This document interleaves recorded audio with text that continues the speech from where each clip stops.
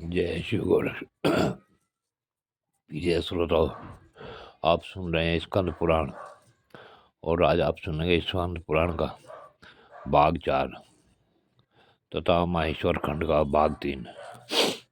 पिछले भाग में आपने सुना कि महाराज दक्ष ने अपने यहाँ एक बहुत बड़ा यज्ञ किया जिसमें उसने सभी देवी देवता बुलाए और सभी ऋषि मुनि संत महर्षि गण सभी आए, परंतु भगवान शिव को नहीं बुलाया। अब इससे आगे की कथा इस भाग 4 में सुने। महर्षि दधीचि ने महाराज दक्ष से कहा, हे पवित्र अंतकरण वाले समश्रेष्ठ महर्षि और देवताओं के समुदाय में यह बड़ा भारी अन्याय हुआ है कि भगवान शिव को आमंत्रित नहीं किया गया। महात्मा शंकर के बिना इस यज्ञ में शीघ्र ही महान विघ्न होने वाला है। इतना कह महर्षि दधीचि अकेले ही दक्ष की यज्ञशाला से निकल पड़े और तुरंत अपने आश्रम को चले गए। उनके चले जाने पर दक्ष ने हंसते हुए कहा, ब्राह्मणों दधीचि शंकर के प्रेमी हैं, वे चले गए। आप सब लोग वैदिक सिद्धांतों में रत रहने वाले भगवान विष्णु आप सबके स्वामी हैं, अग्रणी है। अब शीघ्र ही आप लोग मेरे यज्ञ को सफल बनाए। तब उन सभी महर्षियों ने वहाँ देव यज्ञ प्रारंभ किया।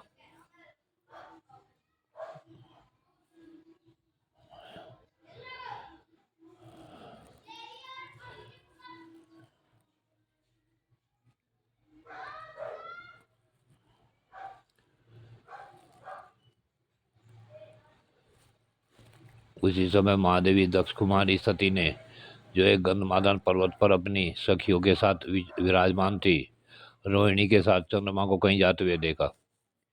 वे यज्ञ में ही जा रहे थे।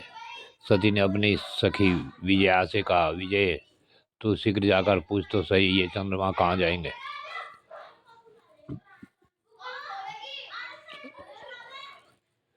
उनके आदेश से विजया चंद्रमा के समीप गई। चंद्रमा ने दक्ष के यज्ञ में जाने का वृत्तांत बता दिया। यह सुनकर विजया को बड़ा हर्ष हुआ। उसने तुरंत लौटकर सती से चंद्रमा की कोई बातें कह सुनाई। सती देवी ने विचार किया, क्या कारण है जो पिताजी मुझे नहीं बुला रहे हैं। आज मैं भगवान शंकर से इसका कारण पूछती हूँ। यह निश्चय करके सती देवी ने सखियों को वहीं ठहरा दिया और तुम भगवान शंकर के पास गई। सती का मन भगवान शिव का दर्शन करते ही उनकी ओर आकृष्ट हो गया। वे सहसा उनके समीप चली गई। भगवान शिव ने बड़े आदर के साथ प्रीतियुक्त वचनों से सती को आनंदित किया और कहा, प्रिय, इस समय यहाँ तुम्हारे आगमन का क्या कारण है। तब सती बोली, हे देव देवेश्वर, मेरे पिता के घर महान यज्ञ हो रहा है, उसमें चलने के लिए आपकी रुचि क्यों नहीं है। सदाशिव, यद्यपि आप उस यज्ञ में बुलाए नहीं गए, तथापि आज मेरे कहने से मेरे पिता की यज्ञशाला में आप स्वयं सब प्रकार के प्रयत्न करके पधारे। सती का वचन सुन महादेव जी ने कहा, हे कल्याणी, तुम्हारे पिता की दृष्टि में जो देवता, असुर तथा किन्नर आदि सम्मानीय हैं, वे सब निसंदेह उनके यज्ञ में पहुंच गए हैं। सुंदरी जो लोग दूसरों के घर बिना बुलाए जाते हैं, वे वहां मृत्यु के से भी अधिक कष्टदायक अपमान को प्राप्त होते हैं। हे सुबह, दूसरों के घर जाने पर इंद्र भी लघुता को प्राप्त होते हैं, इसलिए तुम्हें भी दक्ष के यज्ञ में नहीं जाना चाहिए। महात्मा, भगवान शंकर के इस प्रकार कहने पर सती ने अपने पिता के प्रति रोष प्रकट करने वाले वचनों से कहा, हे नाथ, जिनसे संपूर्ण यज्ञ सफल होते हैं, वे देव देवेश्वर तो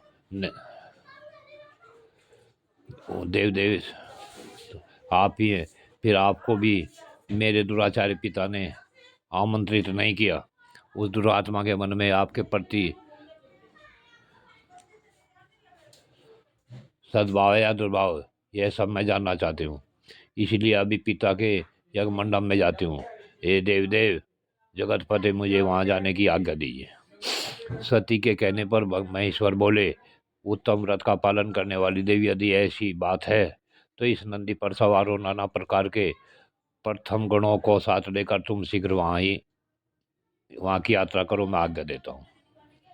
भगवान शिव के आदेश से 60,000 रुद्रगण सती देवी के साथ चले। उन गणों से घिरी हुई देवी ने अपने पिता के घर की ओर प्रस्थान किया। प्रिय श्रोताओं, आज की कथा यहीं पूर्ण होती है। आगे की कथा अगले भाग में।